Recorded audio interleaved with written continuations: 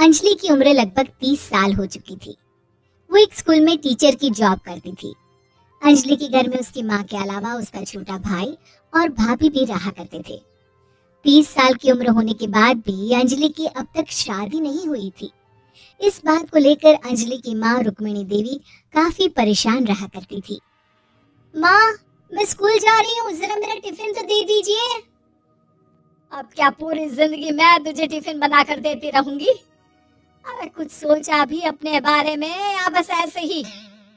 क्या माँ, सुबह सुबह फिर वही बातें लेकर बैठ गई।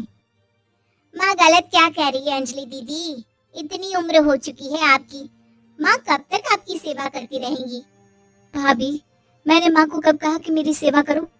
वैसे भी अपना टिफिन मैं खुद तैयार कर लेती हूँ, बस टेबल से उठाकर देने को ही तो कहा था। वैसे अंजलि दीदी, देखा जाए तो टिफिन उठाकर देने की उम्र तो आपकी है। आपका अपना घर परिवार बच्चे होते तो ये जिम्मेदारी आज आप पूरी कर रही होती। एक बात मेरी समझ में नहीं आती, अगर मेरी शादी नहीं हुई तो इसमें मेरी क्या गलती है, और तुम सब लोग मेरे पीछे क्यों पड़े रहते हो? अरे कुछ कहना क्या पीछे पड़े रहना होता है? अपने छोटे भाई को देख, तुझसे 3 साल छोटा है लेकिन 2-2 बच्चे खेल रहे हैं आंगन में। मुझे आप लोगों की कोई बात नहीं सुननी, जा रही हूँ मैं, और आप में से किसी को मेरा कोई काम करने की जरूरत नहीं है, मैं खुद संभालूंगी। इतना कहकर अंजलि वहां से चली जाती है। शाम को जब अंजलि अपने स्कूल से लौटकर घर वापस आती है तो उसने देखा कि पड़ोस वाली निर्मला चाची वहां पर बैठी हुई थी। क्या बात है अंजलि बिटिया, नौकरी करके वापस आ गई? जी चाची जी, कैसी हैं आप? मैं तो ठीक हूँ बेटा, तुम बताओ शादी के बारे में कुछ सोचा या नहीं? अरे रहने दीजिए ना, इससे तो शादी की बात करना ही बेकार है। कुछ भी कहो तो गुस्सा करती है, बार बार पर आंखें दिखाती है। माँ, आप ऐसा क्यों कह रही हैं? मैंने कब आप पर गुस्सा किया? अरे अंजलि बेटा, तुम्हारी माँ ठीक ही तो कहती है, 30 की होने आई हो, अब तुम्हें भी शादी वादी कर लेनी चाहिए। चाची जी, आप तो ऐसे कह रही हैं जैसे शादी करने से मैंने मना किया हो। रहने दीजिए निर्मला चाची, हमारी अंजलि दीदी को अभी तक उनकी पसंद का दूल्हा नहीं मिला ना, इसीलिए वो शादी नहीं कर रही। भाभी, ऐसी कोई बात नहीं है। अरे तो फिर क्या बात है, तुम्हारी माँ ने तुम्हारे लिए इतने रिश्ते ढूंढे लेकिन तुम्हें कोई पसंद ही नहीं आता।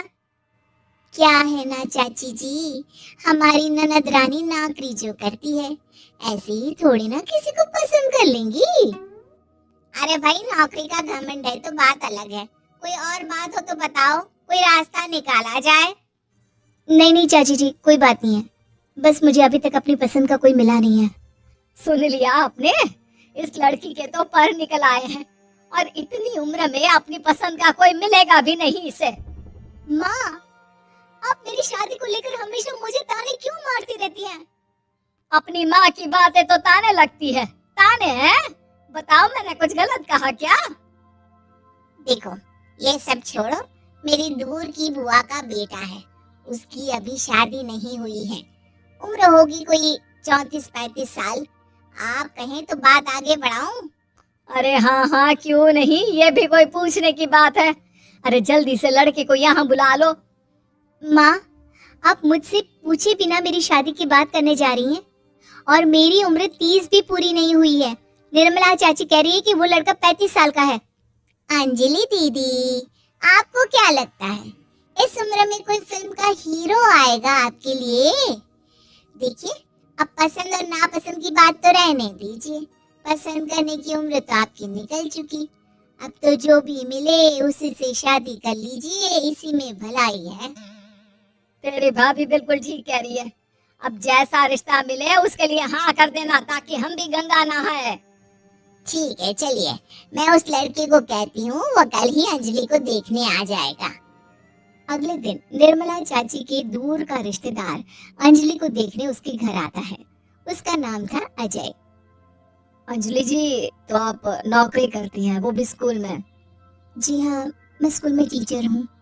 हमारी बेटी बहुत होशियार है, अरे पढ़ने लिखने में इतनी होशियार है, इसीलिए तो इसकी नौकरी लगी है स्कूल में। हाँ हाँ ठीक है आंटी जी, जरा मुझे भी तो बात करने दीजिए आपकी बेटी से। जी पूछिए ना, क्या पूछना चाहते हैं? अंजलि मैडम, ये तो बताइए कि आपने अभी तक शादी क्यों नहीं की? बस ऐसे ही, कहीं कोई रिश्ता पसंद नहीं आया इसलिए। लेकिन क्या मैं आपसे पूछ सकती हूँ कि आपने शादी क्यों नहीं की? अंजलि, क्या कर रही हो तुम? लड़कियों को इस तरह की बातें नहीं शोभा देती। रहने दीजिए आंटी जी, आपकी बेटी काफी पढ़ी लिखी है, मैं उनके सवाल का जवाब दे ही देता हूँ। वो क्या है ना, मुझे भी अभी तक अपनी पसंद की कोई लड़की नहीं मिली। अच्छा अच्छा, कोई बात नहीं। वैसे आपकी तनख्वाह कितनी है? कितना कमा लेती है महीने का? जी यही कोई 25,000 महीने। बस 25,000? इतने से क्या होता है? इतने से तो आजकल घर भी नहीं चलता। आपके कहने का क्या मतलब है? अरे मैं तो ये सोच कर आया था कि नौकरी वाली लड़की है, आराम से 40,000 कमाती होगी। माफ कीजिएगा, आपका और मेरा रिश्ता नहीं हो सकता। जी कोई बात नहीं, मुझे भी आपके साथ शादी करने में कोई इंटरेस्ट नहीं है। अंजलि, किस तरह की बात कर रही हो? घर आए रिश्ते को ठुकरा रही हो तुम। दीदी, अब इस उम्र में आपको इतनी अकड़ नहीं दिखानी चाहिए। अच्छा खासा रिश्ता हाथ से निकल गया, कहीं ऐसा ना हो कि जिंदगी भर कुंवारी ही रह जाओ आप। कुछ दिन और ऐसे ही निकल जाते हैं और अंजलि की शादी कभी नहीं होती। अंजलि के परिवार वाले बिंदास उसे ताने मारते रहते हैं, लेकिन अंजलि एक बड़ी नौकरी की तैयारी करती है और उसमें सिलेक्ट होने के बाद अंजलि को एक बहुत बड़ी नौकरी मिल जाती है।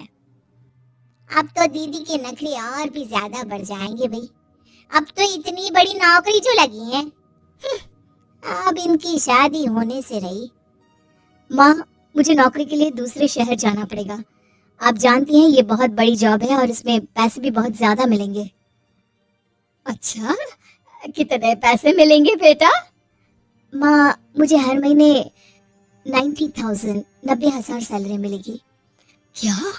अरे वाह वाह, ये तो बहुत अच्छी बात है। लेकिन फायदा क्या? कितने भी पैसे मिले, शादी तो हुई नहीं ना तुम्हारी। अंजलि नौकरी करने के लिए दूसरे शहर में चली जाती है और जब कुछ महीनों के बाद वो वापस घर आती है तो उसे अपने पति के साथ देखकर उसके घर वाले हैरान रह जाते हैं। अरे अंजलि, तूने शादी कर ली और हमें बताया तक नहीं। और दामाद जी करते क्या है? इतनी बड़ी कार है उनकी। माँ, मैं आपको सब कुछ बताना चाहती थी, लेकिन आप सबकी ताने सुनकर बहुत दुखी हो गई थी और इसलिए मैंने अपनी पसंद से शादी कर ली। मेरे पति मेरे साथ ही ऑफिस में नौकरी करते हैं और